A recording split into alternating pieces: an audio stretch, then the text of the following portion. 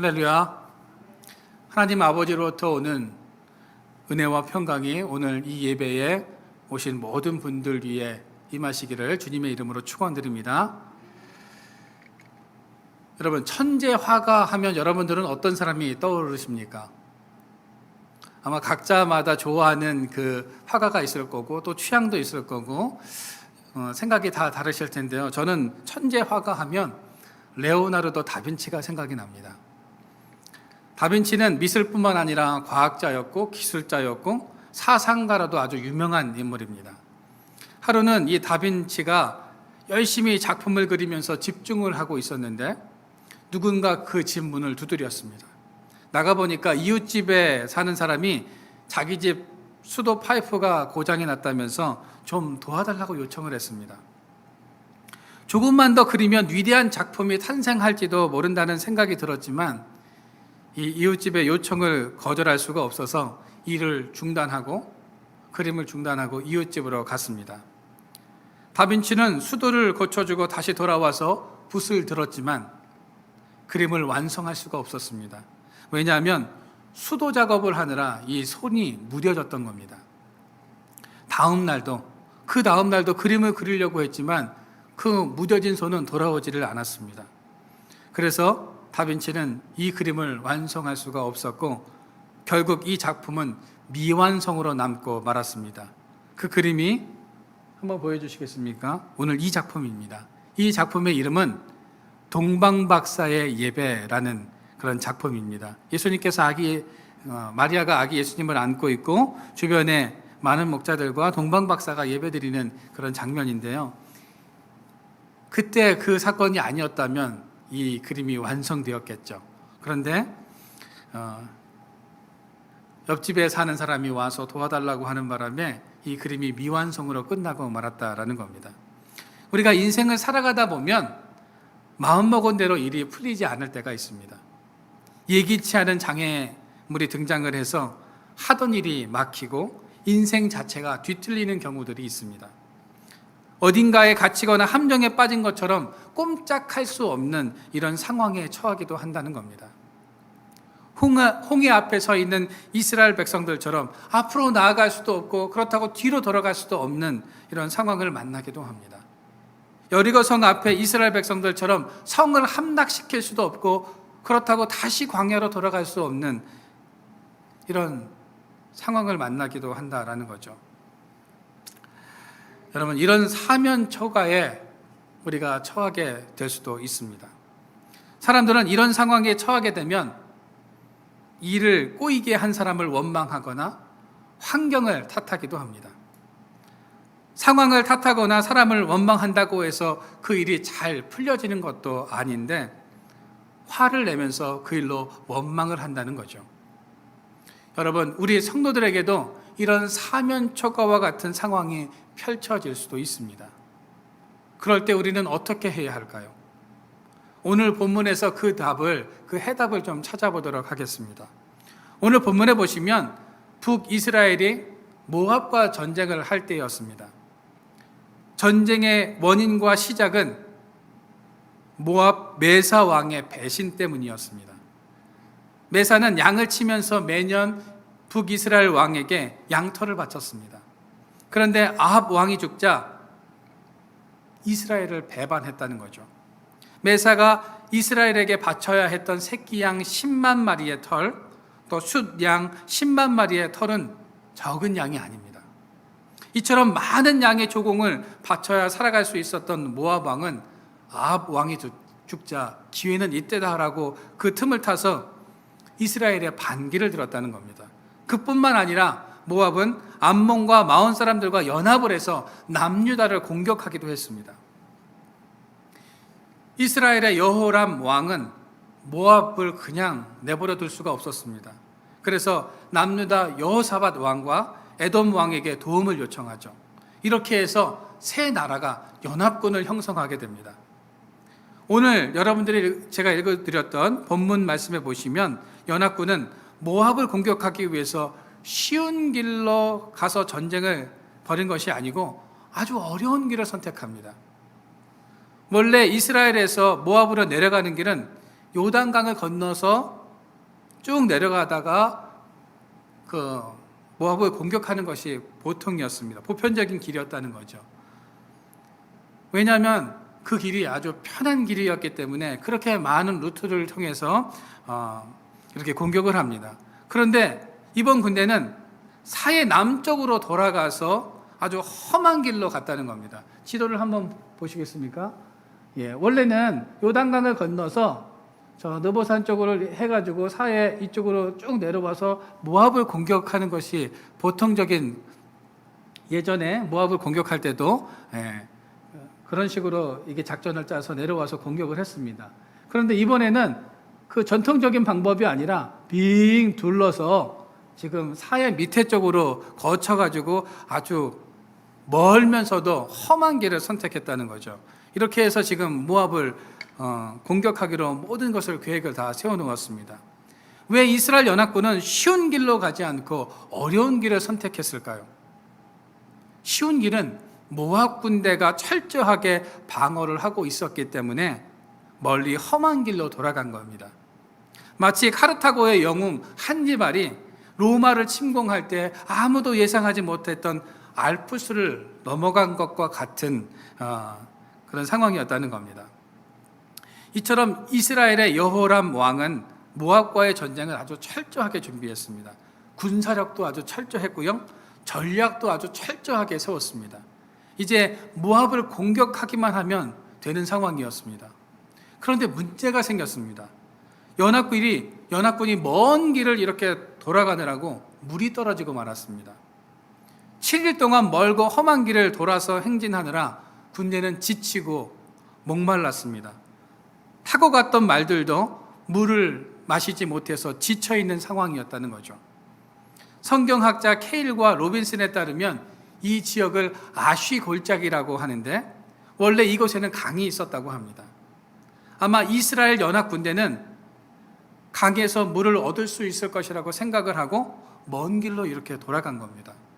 그런데 가뭄이 계속되면서 그 물이 어떻게 해요? 전부 말라버린 겁니다.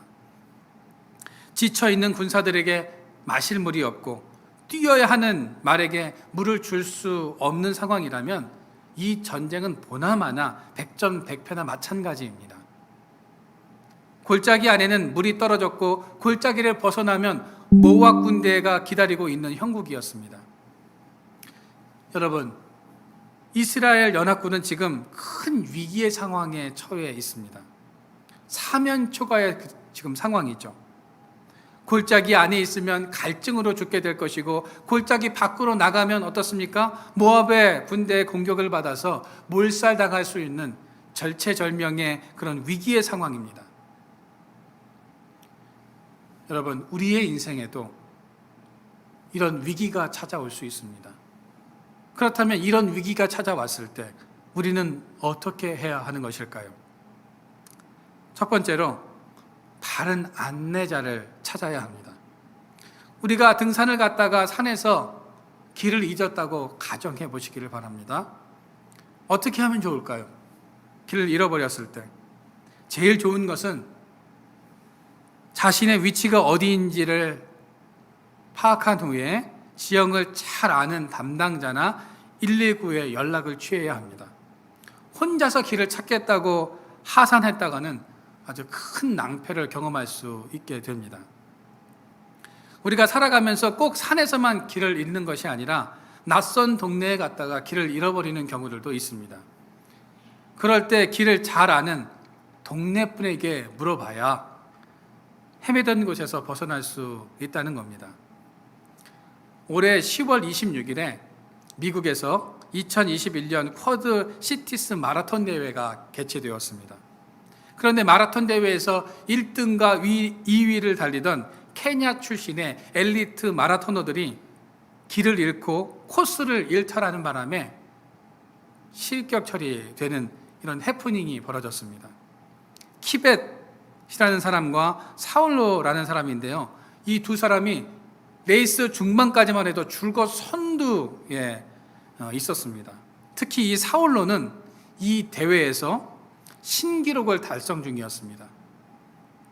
그러나 자전거를 타면서 이 코스를 안내하는 역할을 했던 이 자원봉사자가 방향 전환을 하는 그 지점에서 이렇게 돌아가야 하는데 그냥 직진으로 쭉 가버린 겁니다.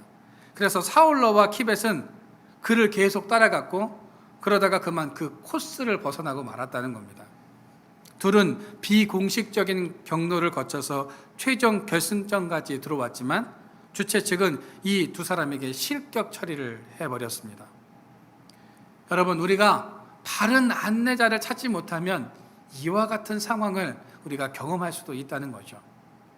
오늘 본문에 보시면 이스라엘 연합군은 지금 인생의 위기에서 길을 잃고 있습니다.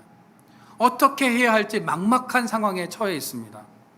지금 모두가 좌절하고 낙담하고 있을 때, 이때 여호사밧 왕은 여호와 하나님의 뜻을 묻기 위해서 선지자를 찾습니다.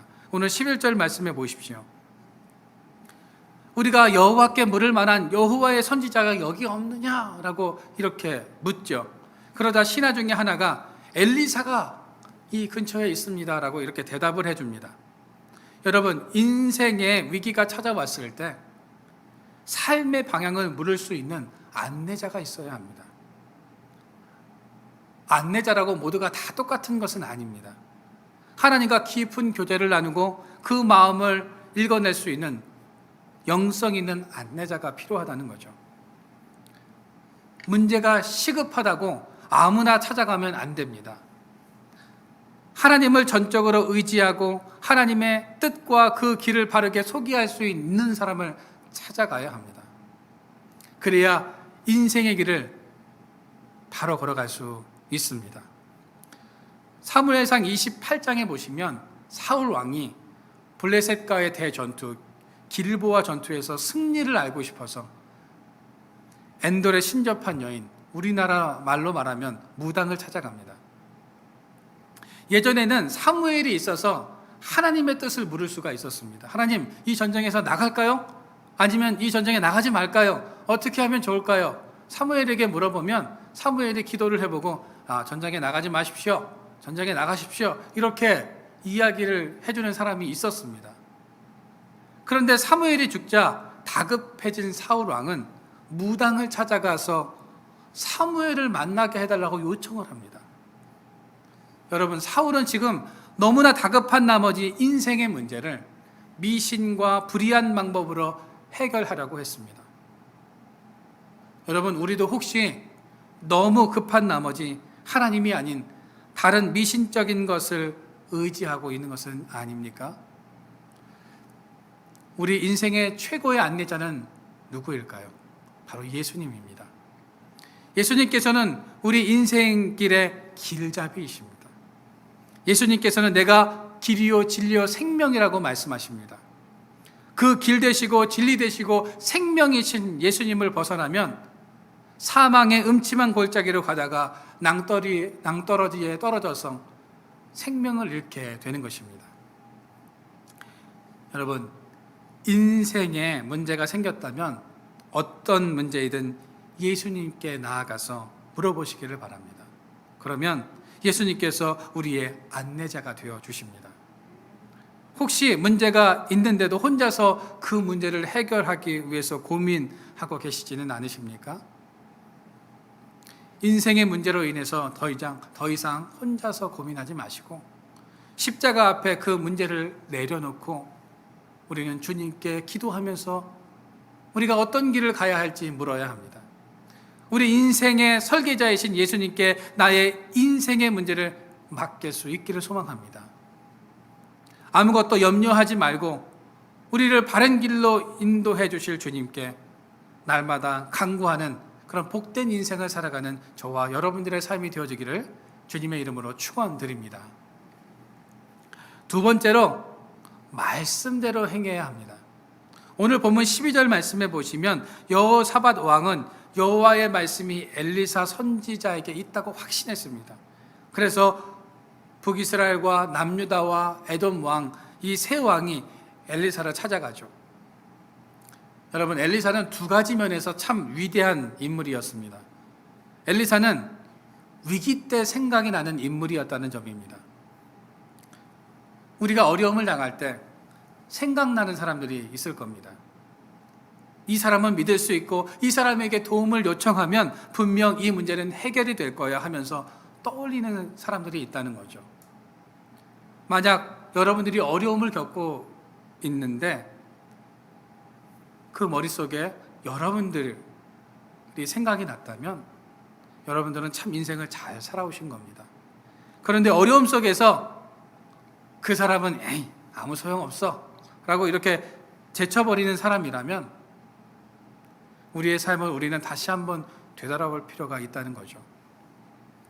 엘리사의 위대한 점 또 한 가지, 엘리사는 말씀을 가지고 있는 사람이었다는 겁니다. 말씀을 가졌다는 것은 인생의 해답을 가지고 있고 지혜로운 사람을 말하는 것입니다. 엘리사에게는 갑절이나 되는 성령의 능력이 있었고 무엇보다 그 지혜가 충만해서 어떤 인생의 해답도 척척 풀어냈습니다. 지금 새 왕은 하나님의 능력과 지혜로 충만한 엘리사에게 찾아가서 어떻게 하면 이 문제를 풀 수 있겠느냐고 지금 묻고 있습니다. 그러자 엘리사가 기도를 해보고 뭐라고 이야기합니까? 골짜기에 개천을 많이 파라고 이야기를 합니다. 지금 이 골짜기에는 물이 완전히 말라서 바닥이 드러난 상황입니다. 물이 조금이라도 남아있으면 거기에 구덩이를 파라고 하는 것이 이해가 됩니다. 그런데 바짝 말라버린 개천에 웅덩이를 판다고 물이 나올 리가 만무합니다. 그러면 기대할 것은 비가 오는 방법밖에는 없습니다. 하늘을 보니까 바람이 불고 비가 올 징조가 전혀 보이지 않는 겁니다. 비가 올 아무런 징조가 없는데 웅덩이를 많이 파는 것은 뭡니까? 헛고생이죠. 엘리사의 명령에 새 왕은 혼란스러웠을 겁니다. 왜냐하면 이 지시를 따라서 구덩이를 팠다가 비가 안 오면 체력 소모를 했을 뿐만 아니라 더 극심한 갈증을 느낄 수 있기 때문입니다. 그러나 이 방법밖에는 다른 방법이 없었습니다. 여러분, 엘리사는 지금 바람도 비도 보이지 않지만 곧 골짜기에 물이 가득해져서 그들과 가축들이 마실 수 있게 될 것이라고 지금 말을 하고 있습니다. 엘리사는 비가 올 수도 있으니 땅을 파놓고 기다리자라고 이렇게 막연하게 이야기하지 않았다는 거죠. 확신 가운데 지금 이 엘리사는 선포를 하고 있습니다. 골짜기에 개천을 많이 파라고 말씀합니다. 여러분, 하나님의 역사는 우리의 이성과 판단을 넘어섭니다. 하나님은 우리가 납득하고 이해할 만한 말씀만 하지 않으십니다. 그걸 넘어서라고 말씀하십니다. 골짜기에 개천을 많이 파면 물이 가득 차서 사람도 가축도 마시게 될 것이니 많이 파라고 말씀하십니다. 만약에 여러분들이 그 새 왕의 입장이라면 여러분들은 어떻게 하시겠습니까? 하나님의 말씀이 전혀 이해가 되지 않고 내가 동의할 수 없는 일을 하나님께서 시키실 때 여러분들은 그 말씀에 순종할 수 있으시겠습니까? 하나님은 왜 우리가 납득할 수 없는 일을 하라고 말씀하실까요?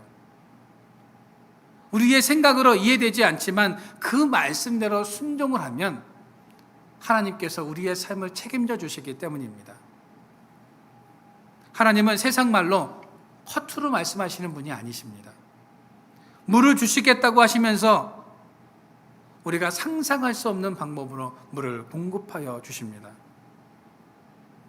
여러분, 하나님의 생각과 인간의 생각은 분명히 차이가 있고 하나님의 말과 인간의 말은 전혀 다릅니다. 세상을 말씀으로 창조하신 분께서 우리에게 허투루 말씀하시겠느냐 하는 겁니다. 지금은 헛수고인 것 같고 아무것도 보이지 않지만 개천을 파면 병사들과 가축들의 목마름이 해결될 수 있기에 엘리사는 하나님의 말씀을 그대로 전달하고 있습니다. 오늘 본문 18절 말씀해 보십시오. 엘리사는 아직도 주저하면서 의심하고 있는 왕들에게 아주 친절하게 부가 설명까지 해줍니다. 이것은 여호와께서 보시기에 작은 일이라. 여호와께서 모압 사람도 당신의 손에 넘기시리니. 하나님은 목마른 군사들에게 물을 주시는 것으로 끝나지 않고 이 전쟁에서 승리하게 해주시겠다라고 이렇게 지금 약속하고 계십니다. 여러분, 참 신기하게도 하나님의 말씀 속에는 인간의 모든 다양한 문제와 그 해결책이 담겨져 있습니다. 따라서 하나님의 음성을 듣고 그 뜻대로 순종하기만 하면 인생의 기적을 경험할 수 있게 되는 것입니다. 여러분, 인생의 문제를 해결하기 위해서 먼 곳을 헤매지 마시고 그 해답은 아주 가까이에 있습니다. 그 해답은 바로 말씀 안에 있다는 거죠. 그래서 힘들 때일수록 하나님의 말씀을 붙잡아야 하는 것입니다. 여러분, 매일같이 말씀을 묵상하시고 말씀을 가까이 하시기를 바랍니다. 그 말씀이 오늘 내가 가야 할 길을 안내해 줄 것입니다. 그리고 그 말씀에 순종하십시오.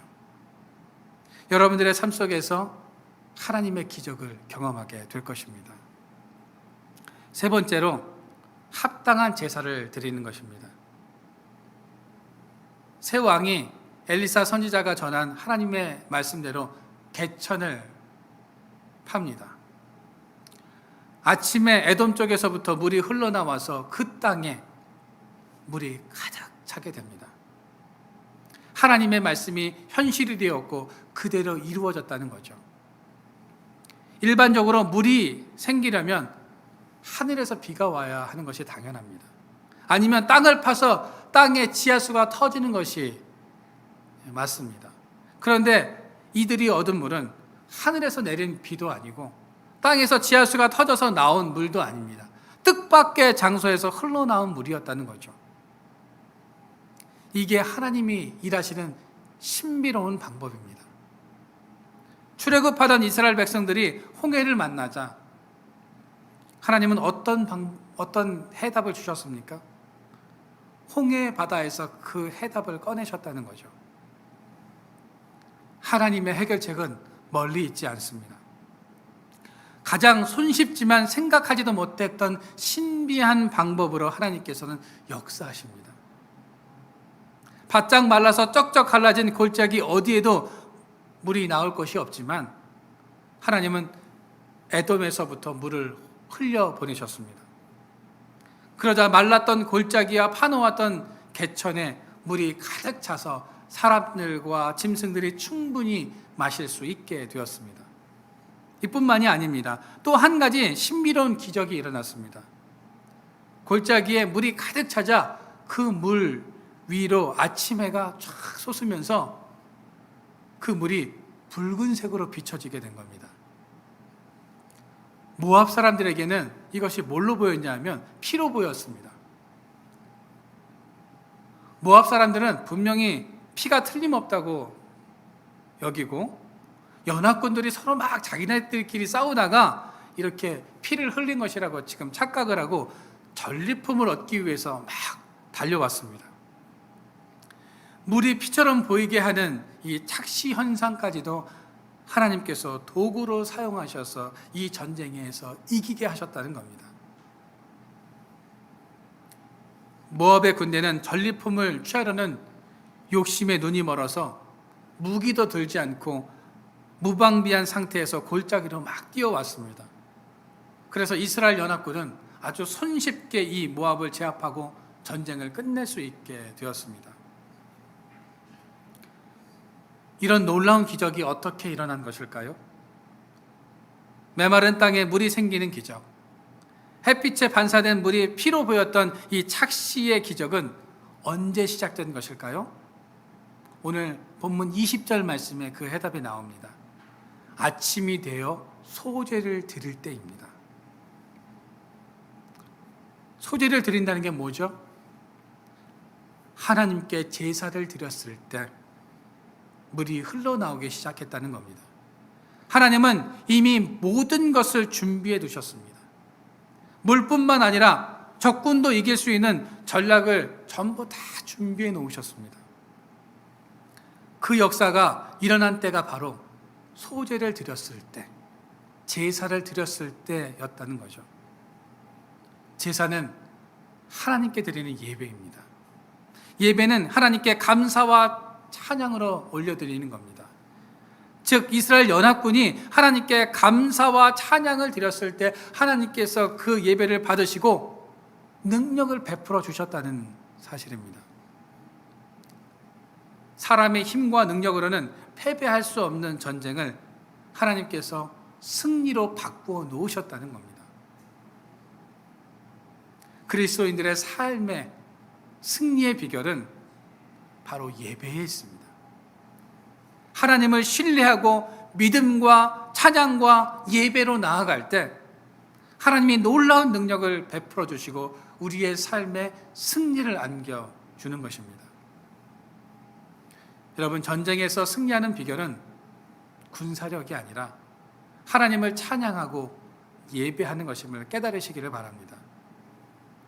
훗날 여호사밧이 모압과 암몬의 군대가 남유다를 공격해 왔을 때 군대를 최전방에 세운 것이 아니라 최전방에 노래하는 제사장을 세우고 전쟁에 임하게 된 것도 바로 이런 경험 때문이었다는 거죠.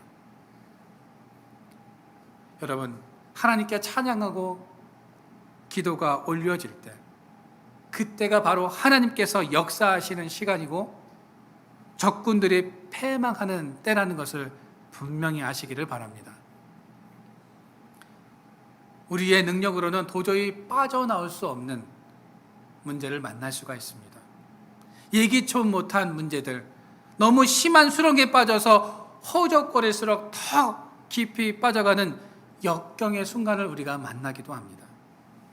예기치 못한 고통과 아픔 때문에 신음하는 그런 사람들도 있습니다.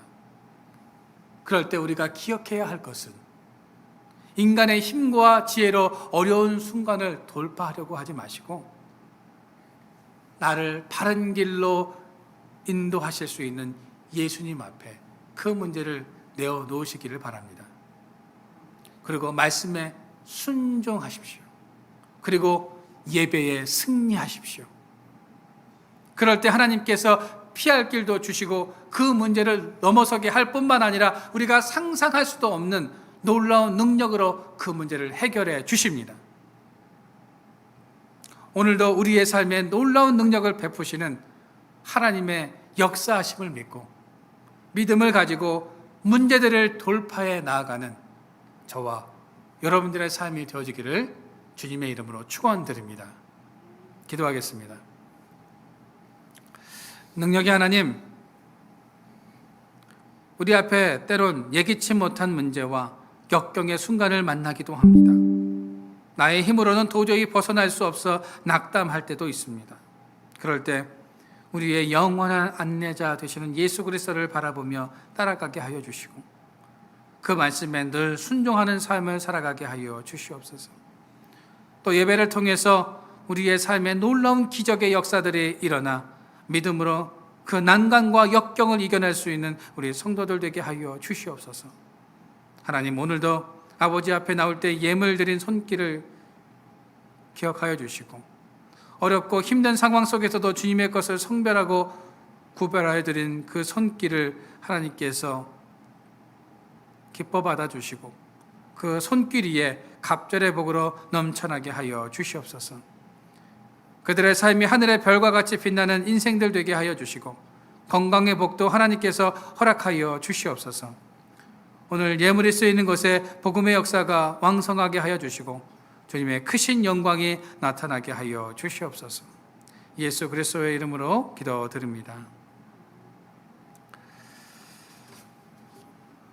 네, 교회 소식을 좀 전해드리도록 하겠습니다. 새맞이 예배가 12월 31일 금요일 오후 11시에 이곳 3층에서 있습니다. 새해 첫 시간과 첫 예배를 하나님 앞에 꼭 드리시기를 바랍니다. 성탄절에 말씀 카드를 뽑지 않으신 분들은 저에게 신청해 주시기를 바랍니다.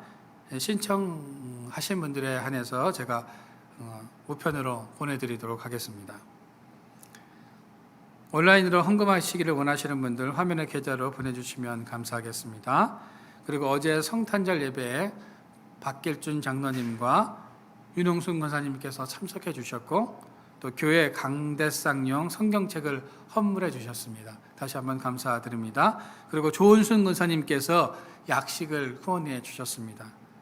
다시 한번 감사드립니다. 예물 봉헌해 주신 분들 명단을 화면에 올려놓았습니다. 여러분들 참고하시기를 바랍니다. 제가 축도하고 오늘 예배를 마치도록 하겠습니다. 이제는 예수 그리스도의 크신 은혜와 극진하신 하나님 아버지의 사랑하심과 성령의 역사가 예배를 통해 승리하고 말씀에 순종하는 삶을 살아가기로 작정하는 우리 성도들 머리 위에와 그들의 삶에 하나님께서 영원히 함께하여 주시기를 간절히 축원하옵나이다. 아멘.